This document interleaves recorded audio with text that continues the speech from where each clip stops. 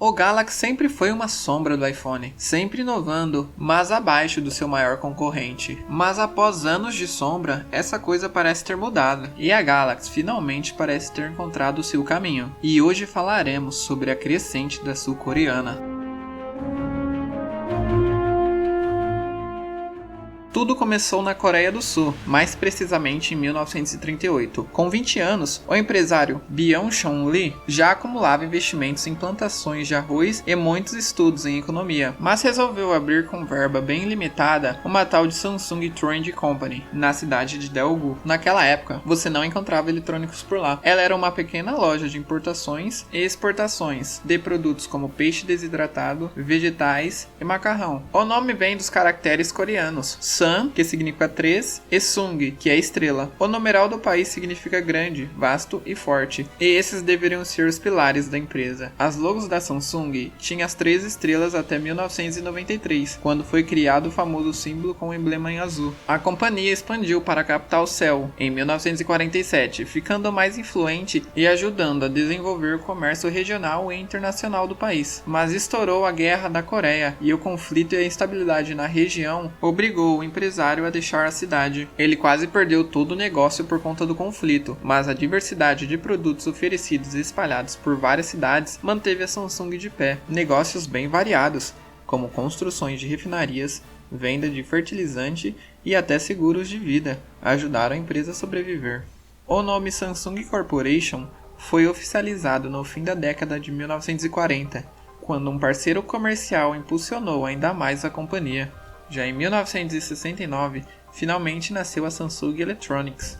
O que era para ser apenas mais um braço dessa já enorme empresa, virou um de seus principais setores. O primeiro produto foi um televisor preto e branco que foi um sucesso, mas logo ela passou a fazer também modelos e cores e lançar eletrodomésticos, como geladeira, máquina de lavar e forno. A Samsung também entrou no mercado de computação do jeito dela, chegando com tudo. Ela se tornou em 1992 a maior fabricante de chips de memória e discos de armazenamento para PC, mas ela só se tornou grande mesmo quando veio a era da telecomunicação. O setor de telecomunicações nasceu na década de 1970, mas a empresa agiu com calma no começo, fazendo pesquisas e criando componentes. O seu celular de estreia foi o SH100. Ele surgiu em 1988, depois que engenheiros da Samsung compraram celulares da Motorola para ver como tudo funcionava. Seu aparelho ficou longe de ser um sucesso comercial, mas se tornou histórico por ser o primeiro criado e fabricado inteiramente na Coreia do Sul. A Samsung expandiu mundialmente o mercado de celulares,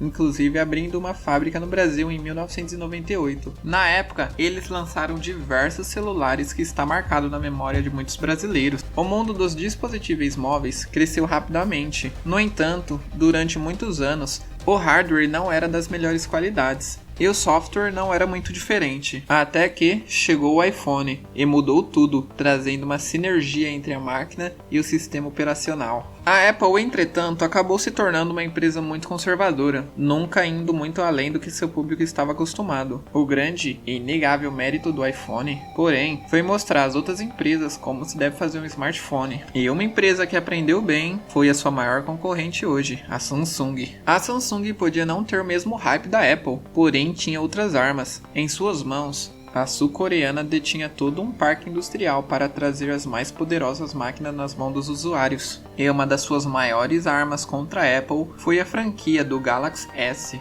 A história do Galaxy S está profundamente ligada à do Android. Há um ano, a Samsung já tinha lançado seu primeiro smartphone com sistema móvel do Google, o Galaxy i7500. A aposta, porém, não deu muito certo, pois outras gigantes, como a HTC e Motorola, já tinham começado a corrida bem na frente. A Samsung, com muito dinheiro no bolso, não desistiu fácil e voltou à prancheta para criar sua primeira obra-prima. Em março de 2010, o então presidente da empresa, J.K. Sim, anunciou ao mundo o Samsung Galaxy S. O evento ocorreu na feira internacional STIA Wireless. Mal esperavam, no entanto, que estavam prestes a trazer para o mercado o primeiro exemplar da linha mais vendida de Android de todos os tempos. A recepção do Galaxy S foi muito boa. Para a Samsung, porém, não era o bastante. Ela queria o melhor e maior, tanto que apostou num hardware muito parrudo e um design bem mais refinado do que a primeira geração do S. Já em abril de 2012, a Samsung Samsung fazia o seu próximo movimento de mestre. Durante a Mobile World Congress, chegava ao mundo o Galaxy S2. Esse lançamento foi antecipado para o evento e já mostrava o tipo de visão de mercado e o quão rápido poderia ser a sul-coreana. Na época, gigantes como HTC e Motorola estavam demonstrando certa fraqueza no mercado, já não tinham mais o mesmo vigor da era do pré-iPhone. Essa, portanto, foi uma janela de oportunidades para a Samsung expandir o seu mercado. A sul-coreana foi rápida e avançou com toda a força no que tinha. O que era bom se tornou muito melhor, pois sua tela de Super AMOLED cresceu, chegando a 4,3 polegadas. Esse tamanho, para a época, era nada usual e até mesmo alvo de críticas. Atualmente podemos até rir, pois já temos smartphones de médio custo com display maior do que isso. Apesar de querer se destacar como a maior fabricante de Android, a Samsung não se desviou do seu alvo. Na época, com o iPhone 4S, a Apple ainda estava utilizando a tecnologia 3G. A sul-coreana, por sua vez, resolveu apostar já no 4G. Uma das poucas fraquezas do smartphone da Apple que a Samsung podia atacar, com o hardware mais conservador, os iPhones não acompanharam a linha S. A Apple sempre teve vantagem no seu sistema iOS, que é extremamente otimizado para os componentes dos seus aparelhos. A Samsung, porém, deveria lutar com as armas que tinha, e essa tática chamou bastante atenção. Ainda assim, muitas críticas sobraram para o aparelho da Samsung e para o Android. Estávamos na versão 2.3 do sistema, que ainda era sinônimo de falta de fluidez e travamentos. Tudo, porém, estava prestes a mudar, e a sul-coreana iria trazer um verdadeiro divisor de águas na história dos smartphones Android. A Samsung resolveu apostar alto, decidiu mudar tudo o que tinha criado, trazendo um visual seu, uma identidade própria para o seu topo de linha. No término do projeto, a gigante sul-coreana sabia que tinha feito algo grande, que tinha em mãos a sua primeira obra-prima, tanto que pela primeira vez não apresentou no Mobile World Congress. Decidiu, portanto, criar um evento próprio para mostrar ao mundo seu novo grande produto. Em 3 de maio de 2012, a sul-coreana apresentou ao mundo, durante a Unpacked em Londres, o Galaxy S3. Este se tornou, portanto, o ticket que a Samsung precisava para entrar de vez no mundo das gigantes do ramo de smartphone. O aparelho tornou-se um sucesso instantâneo. 2 semanas após ter revelado o Galaxy S3, a fabricante recebeu cerca de 9 milhões de compras na pré-venda. O novo topo de linha tinha um design tão único, tão marcante, que antes mesmo de chegar na prateleira, já tinha 9 milhões de unidades vendidas. E isso, para a época, era um número assustador. A empresa ganhou muito dinheiro com o Galaxy S3 e todos os semi-clones do portfólio da fabricante. Mas os jogadores do mercado capitalista não estão nessa para perder. As outras marcas acordaram e resolveram seguir a receita da Samsung para vencer. É preciso investir pesado. A Sony tinha chego com um belíssimo Xperia Z, além do ótimo acabamento característico da japonesa, tinha uma tela grande e uma excelente câmera. As demais fabricantes também começavam a reagir, como Motorola, Lenovo, LG. A Samsung tinha a difícil missão de se manter no topo. Talvez por medo de perder o que havia conquistado, não tivemos uma expressiva quebra de paradigmas com o lançamento do Galaxy S4 em 2013. O modelo ainda continuava ótimo, com uma tela maior, um processador muito mais potente, novos recursos. Mas acontece que o novo topo de linha não teve o mesmo efeito bombástico que o Galaxy S3 teve em relação ao S2. Com isso, a Samsung viu sua marca perder bastante força no mercado. A Samsung então lançou o Galaxy S5. Seu processamento era muito mais poderoso do que a geração anterior. A tela era maior e um melhor gerenciamento de bateria, mas o aparelho, contudo, gerou um mal-estar mais grave do que o S4 já havia conseguido. E para piorar a situação da Samsung, as grandes concorrentes da Android já tinham aprendido como fazer máquinas de respeito.